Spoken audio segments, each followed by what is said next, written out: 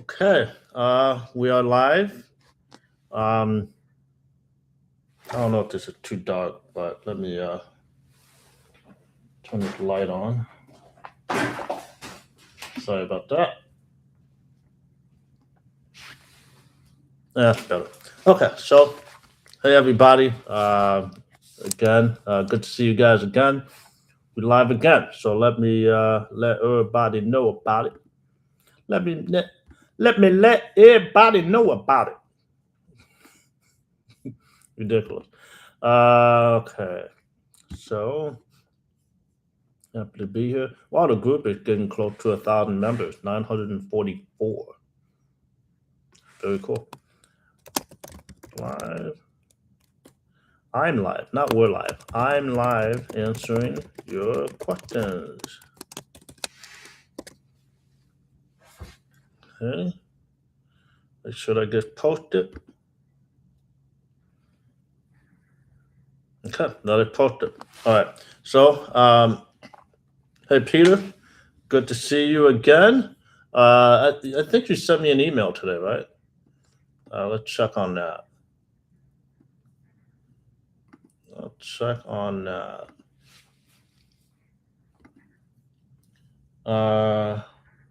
Yeah, okay, I see it. Okay. Hey, John, I do have a website and I actually have a course as well. So the website is this callcentercast.com. And then I have a course on how to start this. Hey, Tony, good to see you in here.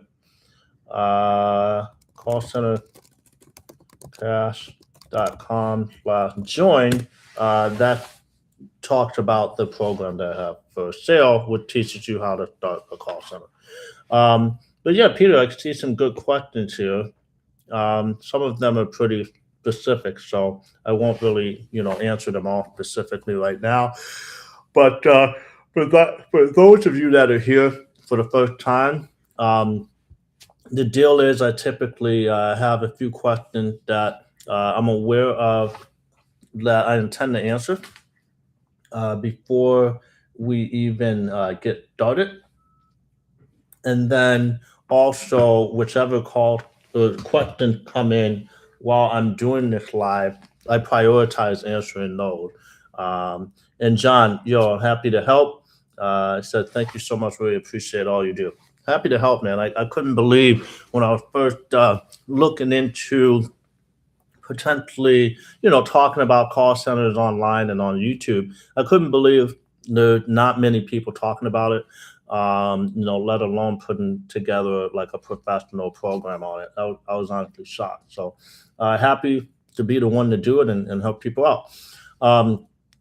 So Peter got some good questions here. And before I start, I actually last week somebody said, "Yo, since you've been gone, do you want to put some discount on the course since you've been gone?" So I said I would do that, and I ended up offering a discount.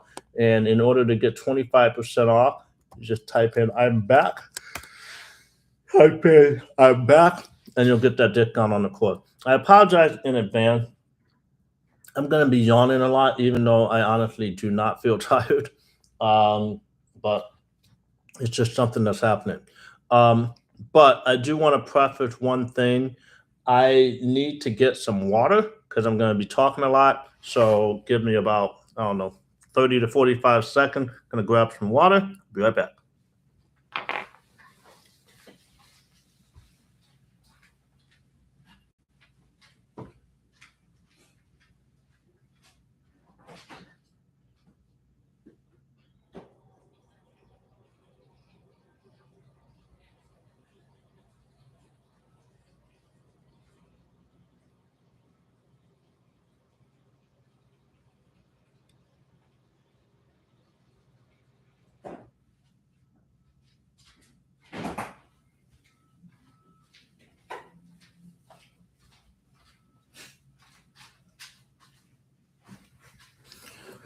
Okay. So I'm back and I have water using a recyclable uh, plastic bottle.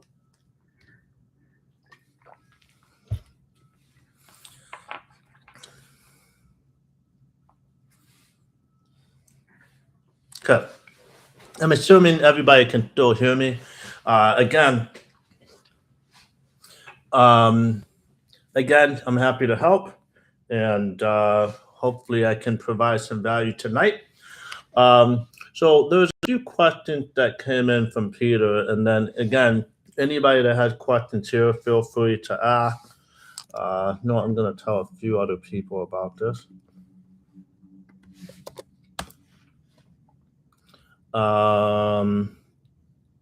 Okay, so the first thing is, are there? Okay, this is a very specific general question. Investing into a call center business, would you break down the type of call center or cash flow / burn rate you could start with the following startup investment? If you're starting with 10 grand, 25 grand, or 50 grand. That's a pretty good question. So what type of call center, like how would you go about, launching this thing if you're launching with 10 grand, 25 grand, or 50 grand?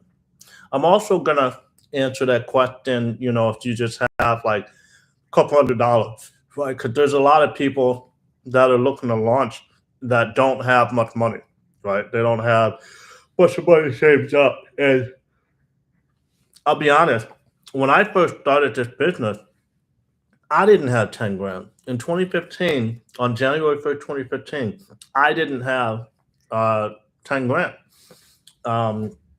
In fact, day one when I launched the company, I had maybe $500. Sorry, that's not true. I had put maybe $500 into the company. Um, and the most that I was in the hole in terms of trying to get the business together was around $3,500. So I was able to, grow the business that I grew, Vicky Virtual Receptionist.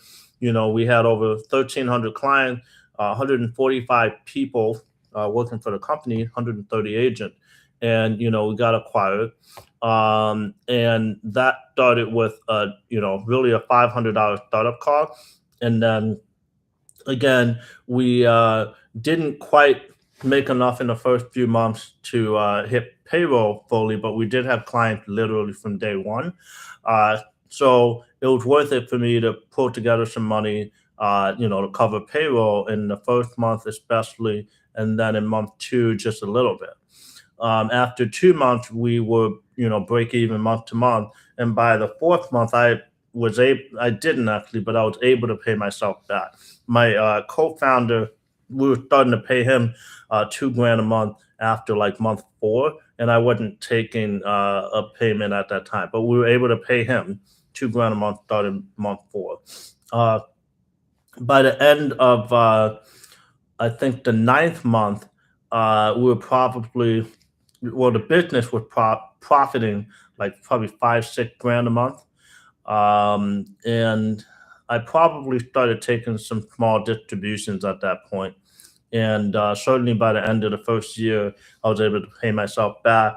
And 18 months in, or 17 months technically, that was right around when I bought my partner out for not that much money. And we started profiting, like the business was profiting. We had hit the barrier and crossed the barrier of $10,000 a month in profit.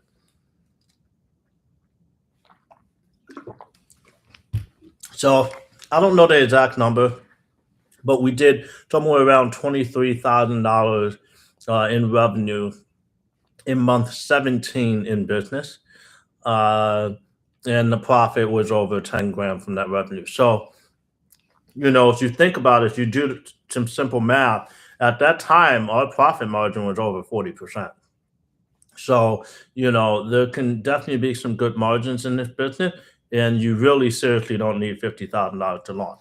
With that said, I am in the middle of launching 2 call centers right now. And so, the beautiful thing is I'm able to give some very current insight into this. And this time around, I'm doing it with money. I have a budget and I'm able to do things the way I want to do it.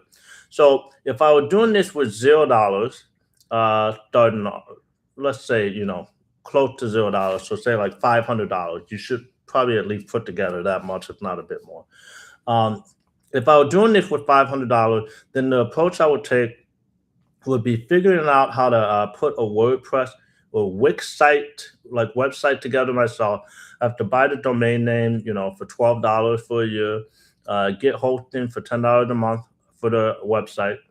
I put a website together and I would literally start cold calling people and doing cold outreach, whether it's email, cold call, um, going to networking events or something. And when I land client, instead of hiring agents, full-time agents, and setting up the phone system, I would actually white label. And some of our students that have come through my program have launched their companies, and they've gotten to the point where they now provide white labeling services for other newer students, which I think is pretty cool. Originally, I worked out a deal with my old company, Vicky Virtual, for them to do white labeling. But nowadays, I'd rather have the students directly be impacted in a positive way, from an opportunity to make some more money. So now I just refer people that ask for white labeling to one of our tribe students. So if you make it into the tribe by purchasing the program, you launch your business and you start, getting some revenue and agents and some infrastructure, then there's no reason why I might not send you leads with people that are looking to white label. So for those of you that do not know what white labeling is, uh, white labeling is, and also, can you guys confirm that you can hear me? Because I took off these headsets and put them back on. Can someone just type whether or not they can hear me?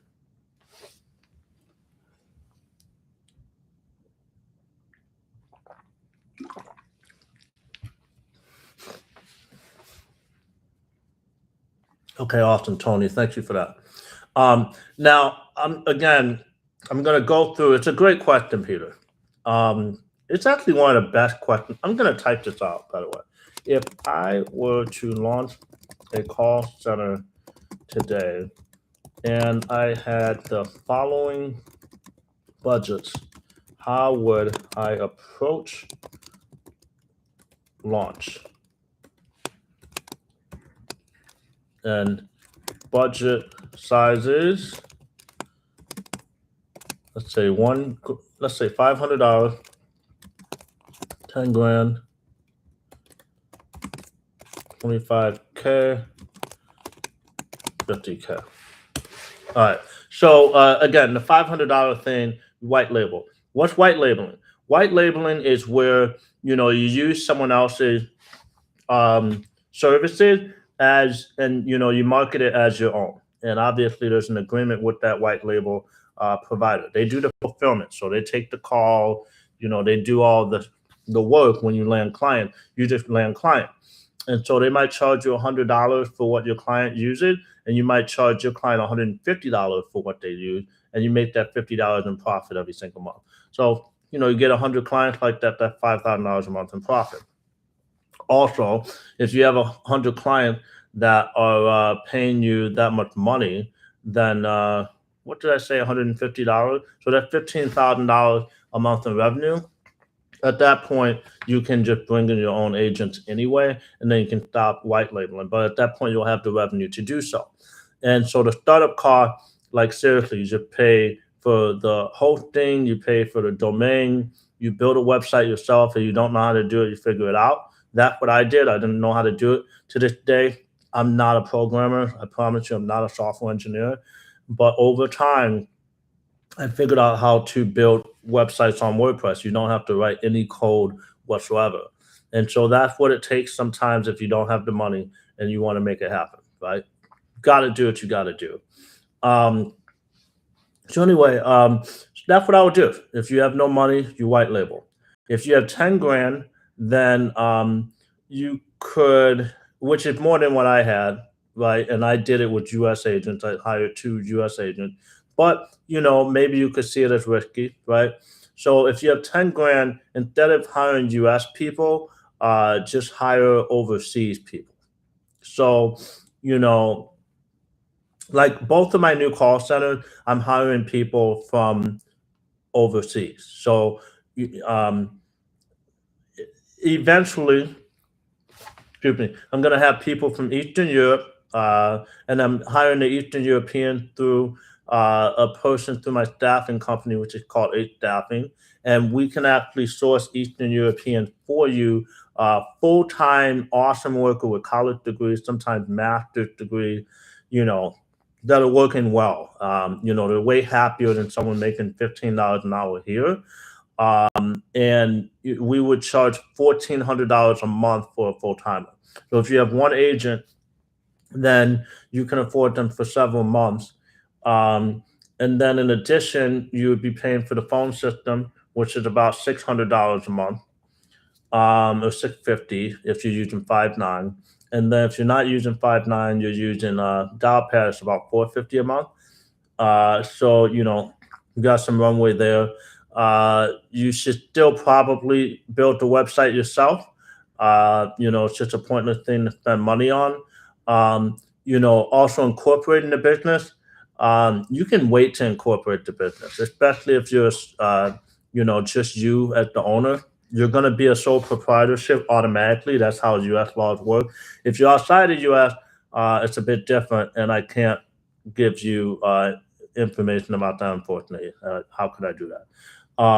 But in the US, if you transact business transactions, you automatically get a sole proprietorship status. And so you follow a 1099 at the end of the year. Um, uh, and I'm not going to talk too much about tax stuff. If you wait till you have revenue coming in to incorporate your business, that's what you should do. Vicky Virtual was incorporated 10 months after we launched. So early on, we weren't incorporated. We were just doing our thing. And then before the end of the first fiscal year, when we had revenue and a decent amount of clients at this point, um, we went ahead and got the paperwork. Excuse me. We went ahead and got the paperwork done. So 10 grand, I would hire like one overseas person. Now, if I have 25 grand, that's a pretty good amount of money, honestly. Uh, all of the people that I know of that are in the tribe that have gone on to launch companies, and a few of them have been really successful. Like a few of them got to like 100 grand in revenue per month already. Um, I don't think anyone has spent $50,000. I feel like there's been a few people that probably spent close to that, but it was completely unnecessary. Could they just sort of wanted to do things that way? There was someone that pre-launch hired an operations manager for $60,000 at annual salary. Had all kinds of other stuff going on with like it's just unnecessary. But he had a huge budget. He just it had no impact on his finances whatsoever. He was a very rich person. So rather than doing a bunch of sweat equity, he just wanted to throw money at it. And that's totally fine, which is why I will answer the $50,000 version soon. So, but for 25 grand, um, by 25 grand, I guess that's when I would do Americans. If I wanted to do Americans. Again, this time around, I have the, ability, but I just don't want to use it's not that I'm against US based people, but the reality is that um I there's nothing wrong with people that are overseas. You're gonna get people that are happier to do the work that you're actually paying a better wage to while still remaining very competitive in terms of your pricing with the competition. If you're paying, a call center agent $25 an hour here, you're going to be pretty pricey, and you're seriously going to get the same caliber of agent for like $1,000 to $1,500, depending on the country that you're sourcing from. And I'm really not kidding about that. You get the same caliber of a $25 an hour person in a $1,000 to $1,500 a month person in certain countries. Again, Eastern Europe is my choice right now for the most part. I'm also hiring out of Zimbabwe because I have a couple business partners for a different company there. And so it's just a convenient relationship. and then we're going to do South America at one point for Spanish speaking, multilingual agents. But again, overall, overseas is great. But for 25 grand, you have the budget to hire a few Americans. And so what you're doing there is, day one, you got at least two agents. You don't need more than two. You get two agents that are full time that handle collectively your full coverage hours. You can pay somebody to build a website, maybe spend like 1,500 or less. If you join the tribe, there's a guy that's a sort of like he has a web development firm, and he'll build a site for you for like $1,000. Good sites. He's already done it for many tribe members, and I'll introduce you if you join the program. And he's also in the tribe, so he understands the business because he's in the business. So, you pay for somebody to build a website, you incorporate your business from day one, it's just a little bit safer that way. You can hire two US agents from the beginning, and you can spend a little bit of money on marketing. I still recommend in any case to, do cold outreach and unpaid marketing efforts. But you could also hire, some freelancer to be doing that, right? You got at least 6 to 8 months of runway. Let me think about that. No, you've got about 6 months of runway if you do it that way. If you're paying the agents about $10 an hour. Okay. But that's what I would do at 25 grand. Now, and then I would also sign up for 5.9 from the beginning. Now, if I had 50,000,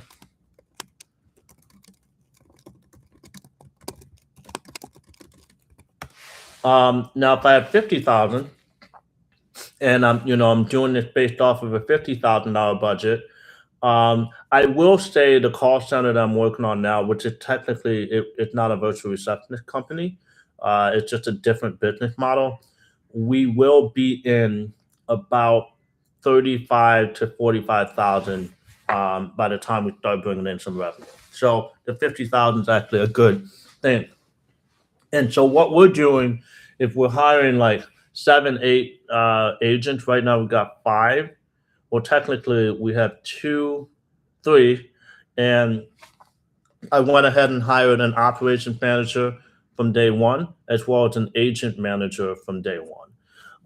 And we're paying for, a very expensive software on an annual plan, which saves us some money.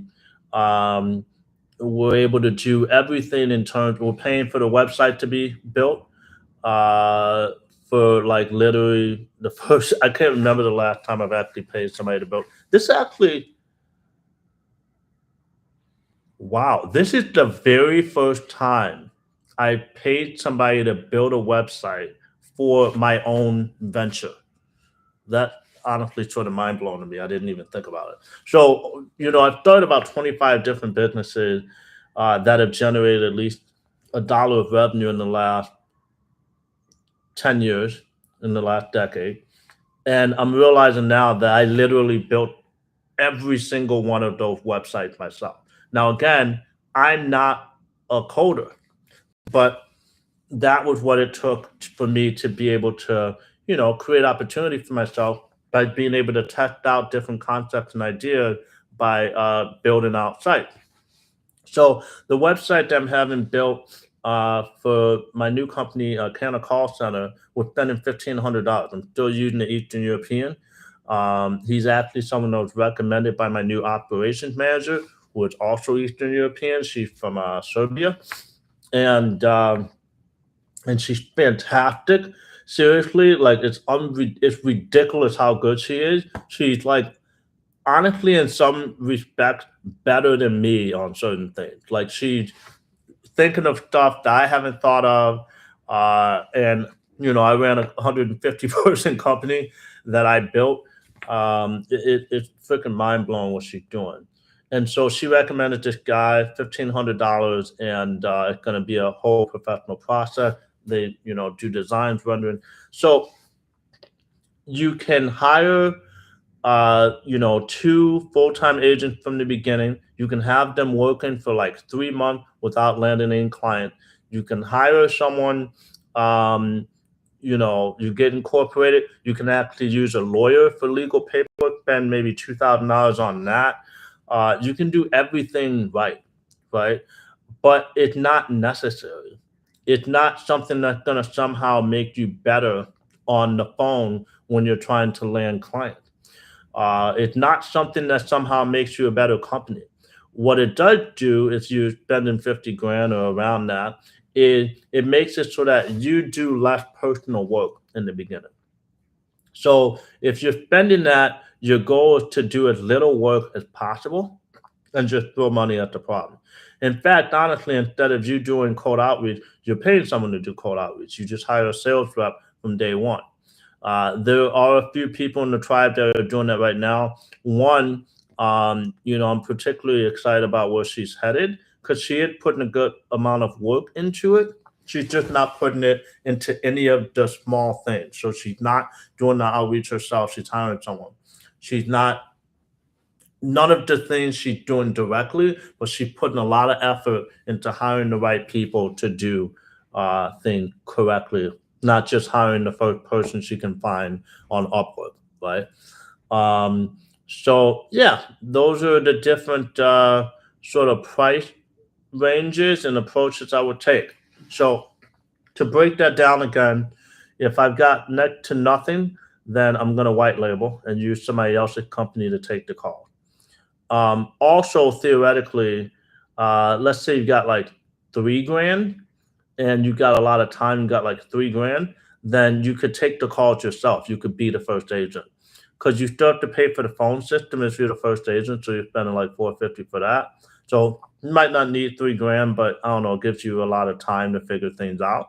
So let's say 2 grand. So if you got 2 grand or less, then you can either take calls yourself or white label. If you got 10 grand, then you can hire overseas and do everything else like, in a haphazard, like, just put it together, be scrappy. If you got 25, you can only be scrappy about a few things. Like you should be the one trying to go out and get clients. If you're spending 50, you don't even have to be the one going out and getting clients. You can be a CEO from day one. And theoretically, you could also hire an operations manager from day one. So that's the approach. And I hope that answers your question sufficiently, Peter. I'll answer another question. Peter also asked, what are your thoughts on having a mobile app as part of your service offering? The answer for that is you don't have to have a mobile app. Vicky Virtual grew to the size we were at. We didn't have a mobile app, and honestly, it wasn't even high up on my list at that moment. Such a small percentage of your clients care to use the mobile app. It's never going to be the thing that makes the difference. I will say that eventually it is nice to have some type of dashboard that clients can log into to see, like, their usage history, that type of thing. But the reality is that it's not necessary at all. And it's totally something that I not only think that you could do it this way, you should do it this way. It's just extra investment that you don't like. You don't want to put money into the company until you validated it, until you got clients, you got revenue, and you figured out some operations a bit. If you don't have clients and revenue, then don't spend all kind of money on trying to build a back end for a client and an app because it's unnecessary. But if you got revenue, have at it. Improve your company, right? Improve your offering. That'd be great. So mobile app, unnecessary. Now, an online dashboard, which is different from a mobile app, it's a lot simpler. Our first version of it that we have for Vicky Virtual, I literally hired this guy. I paid him $500, and he worked with the 5.9 API and got a very simple sort of ghetto version of a dashboard, and I had minutes used. Um, they could update their billing information. It told them what plan they were on, and that was it. We didn't do like call summaries and stuff on there and that other stuff. And people were happy to have that. They just wanted to know their usage. Um, that's my answer on that. Uh, no need to translate voice into text. I guess you're asking about like voicemail, transcribing voicemail. It's completely unnecessary. It's not the type of thing again that make people use you versus not using you. There's not a lot of people that have a lot of voicemail being left, and even so, there's so many different tools that you can use to translate voice to text. It's not necessary. Um, liveagent.com. Um, it's just different. Live agent versus 5.9 is very different. There's a lot to think about. It's too much for me to answer right now. The simple answer is that I would not use live agent. That's as simple as that. Also, live agent is a service more so than a software. They're not really necessarily a direct competitor of 5.9. They're more so a competitor of us and you guys. So that's that. Um, okay, so any other questions from anyone at this point? Peter, hats off. That was a very good question. That was seriously one of the best questions that has ever come up in the 2.5 years I've been doing these.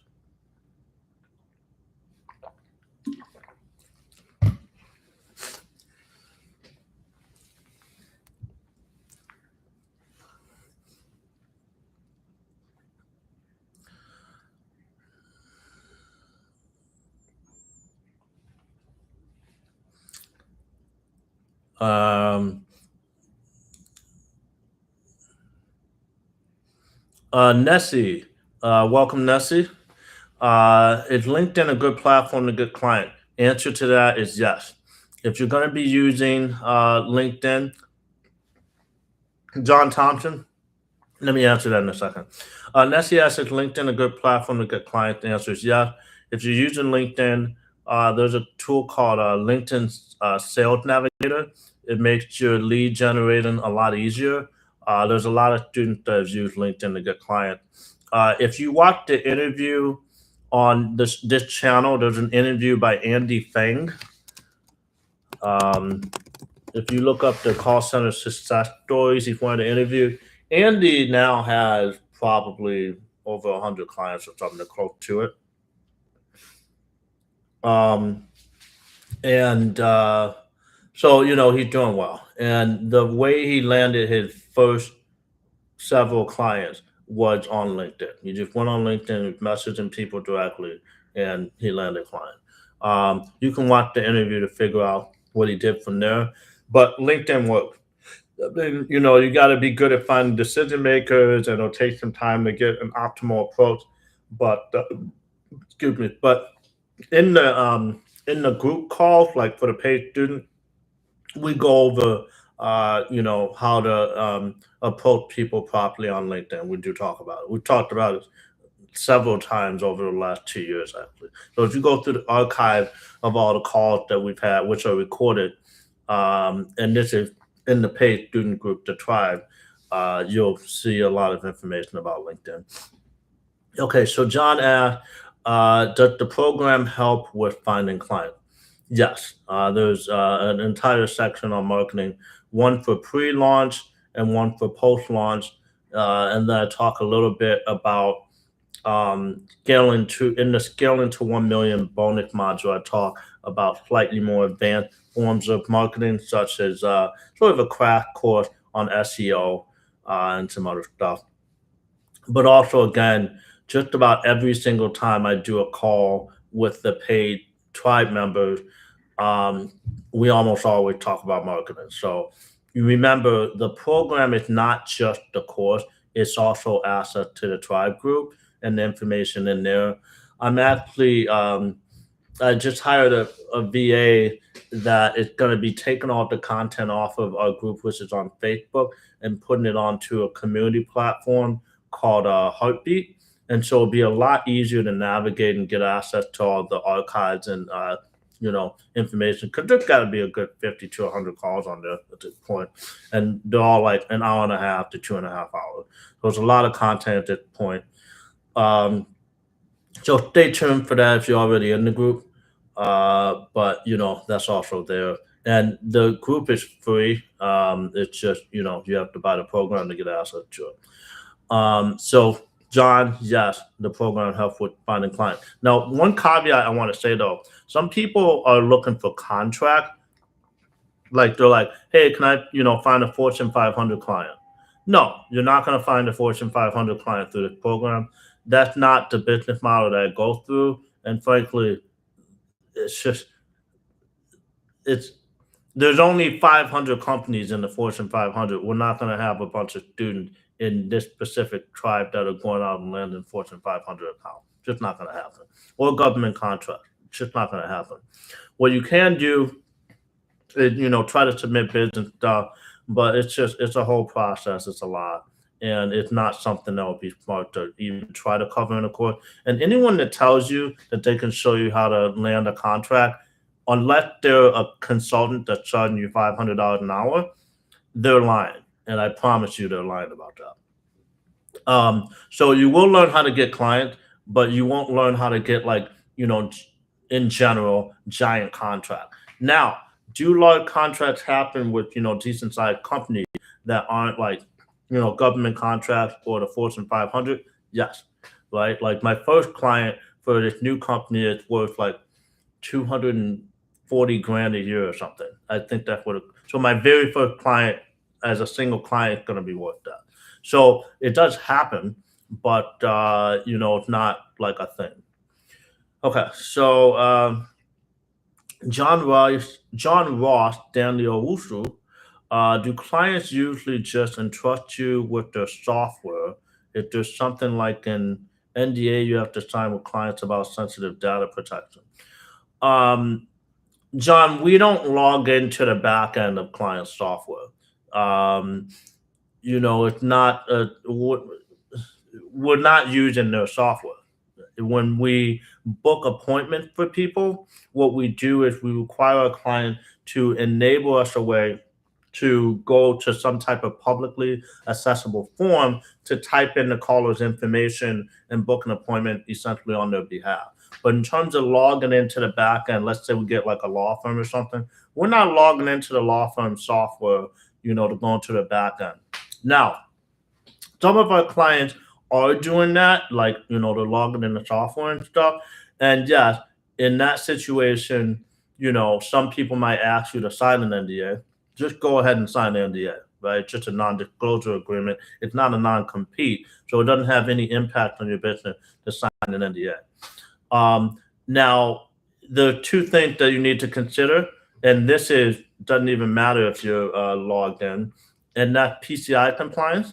So making sure that you're not just, putting out the credit card details in other places, that's PCI compliant. And then HIPAA. If you're serving healthcare clients, you want to make sure you are in compliance, and really it's just a set of guidelines. It's not a certification. You don't have to pass tests or anything, but it's a set of guidelines, very strict guidelines that you have to adhere to as a company. We weren't we weren't trying to be HIPAA compliant. We had some healthcare clients without us actually being HIPAA compliant because we didn't log into the dashboard. So I hope that answered that question. Sean Ross also asked, is getting clients usually difficult or it depends on your marketing? I mean, any business that you ever start, your quality of client getting is going to be based off of how good you are at marketing your business. So, I don't want to offer any type of guarantee about how easy it is to get clients. What I can say is that once you build up a good presence online, people are going to find you. About 70% of the client Vicky Virtual ever got were inbound, right? So we're talking a couple thousand signups that were inbound. Okay. But that took content marketing and SEO and building that stuff up. Um, and in terms of outreach, if you put in the numbers, you're going to get clients. Like if you suck at first and you keep doing it, eventually your pitch gets better. You get better at getting further and further along in the conversation. And frankly, this is a very simple thing. Does your business need someone to answer the phone? Great, we can do that. Most businesses should have somebody answering the phone. The new industry I'm going into, every single person in the industry, every business should be having someone answer the phone. So it's just a matter of whether they're doing it internally, whether some other company's doing it, or whether you're doing it. Now, in a lot of like different business models, like let's say it's not even call center, it's sort of like why would a business need this a lot of the time, right? But in this business model, most businesses need someone to answer the phone. So just that fact alone, there's client opportunities out there. You just got to go out and get them. Just like a real estate, if you put in the numbers, you're going to be a successful realtor. I mean, there's so many people, realtors without college degrees that make $1 million a year because they're cold calling 300 people a day for a couple of years straight, and they eventually they build up a broker. That's not rocket science. That's like literally a guarantee. You put in the work, you will be successful in real estate. That's 100%. So same thing for this. You put in the work. I don't know how long it's gonna take, and I don't know what your plateau is gonna be, but 100%, eventually you're gonna land clients, and you'll be able to get somewhere. That's all I can say about that. Nessie, do you need to have a CRM along with Five9? With Five9, you do not need a CRM. Uh, the script loads directly in the browser in Five9. That's why I recommend it. It's literally the main reason that I recommend it because it has what's called a light CRM built directly into the platform. And the nice thing is you can fire off email directly from the platform. So we can send call summary emails without having to leave the screen. It's very convenient in that way. Um, okay, so Tony asked, and these are great questions. You know, Tony asked, do you usually have a retainer fee for scheduling your agents, or is it more pay per use needed and schedule them weekly, monthly? What do you mean by scheduling your agents? Do you mean like, when we're doing booking appointments for clients? Because what we do is we pay our agents an hourly wage and then we charge our client based off of, the amount of minutes they use. We don't charge people for like appointment booking, right? It's not a consulting service. It's just a fancy answering service. So if you go on like Vicky Virtual or some one of our competitors' sites, you're going to see pricing that says, you get 500 minutes a month of usage for $700 a month. And, that's the only pricing that ever really comes up when it comes to the business model. And then you hire people in house. You usually want to have full time agents. We're not doing like part time agents because they're not being paid enough to care if they're only getting 15 hours a week. They need to be working full time or they're going to be working some other job and they won't be committed to the company. So, the nice thing there is that it simplifies things, right? We're not doing all kinds of like, well, in this situation, we charge you this much. And that's a tough business to run, right? Maybe you'll make 5 to 10% more money because you're optimizing, but you'll have 300% more headache and you'll be frustrated because it's just too many moving parts, right? It's hard enough to have a business in general. And so the reason I've been able to have actually 4 different sold companies in 4 different industries is because I focus on things that are simple, that are like tried and true. I don't have to come up with something innovative.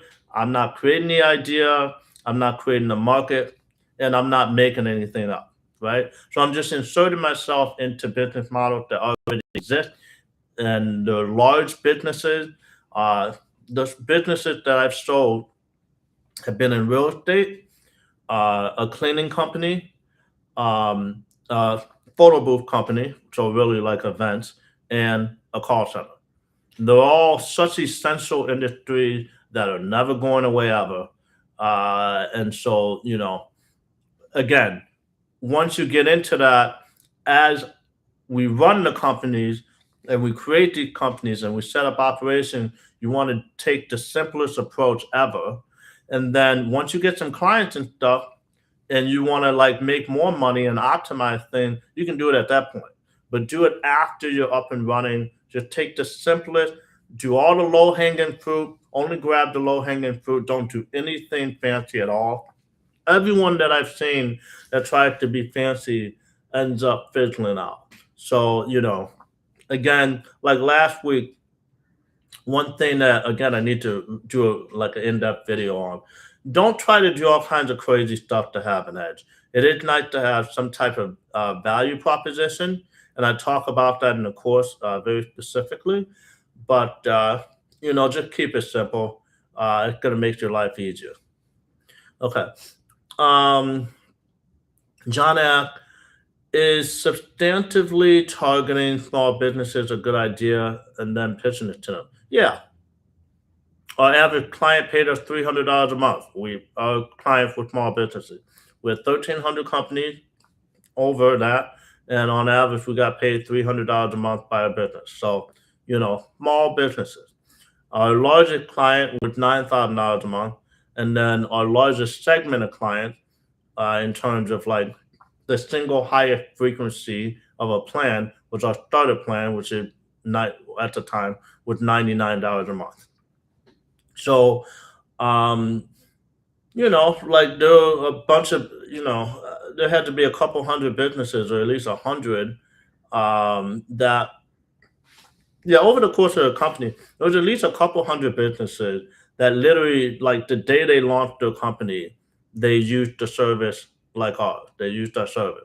They didn't have any clients or anything yet, but they knew they couldn't answer the phone. There's a lot of clients of ours that had full-time jobs, like maybe they have a cleaning company. They'll have a full-time job and they'll have call coming in for their cleaning company. They can't answer the phone because they've got a full-time job and maybe their job doesn't know about their cleaning business, but we can answer the phone. And so we're just charging them $99 and giving them the opportunity to capture those sales that they wouldn't have gotten at their job because they can't answer the phone. So, there's a lot more small businesses than there are any other type of business. And 96% of all businesses in the US never make more than $1 million in revenue. Okay. So if 96% of businesses don't pass $1 million in revenue, that means 96% of all businesses are essentially your target market. Okay.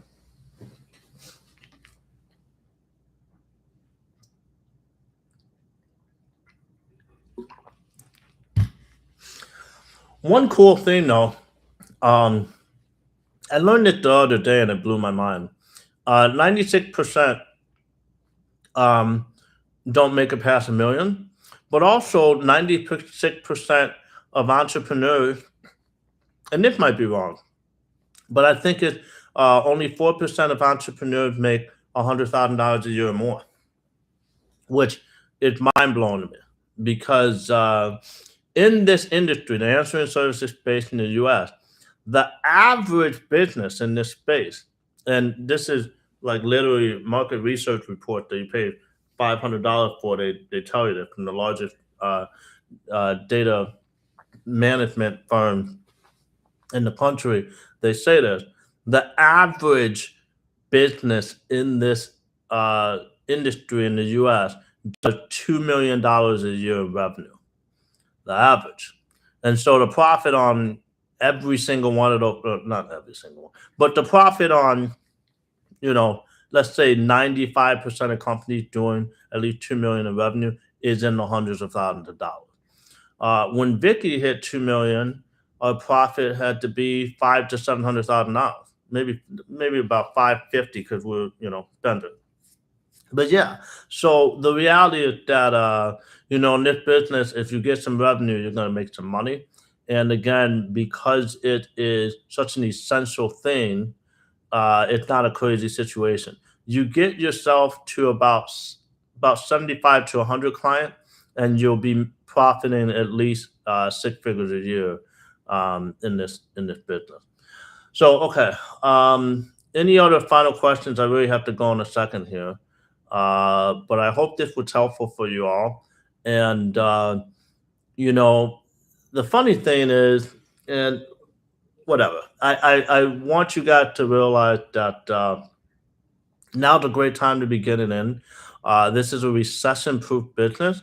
Um, a lot of companies are trying to cut costs, but again, they still need the phones answered. So if the recession kicks in, that's going to be prime time for you to go in.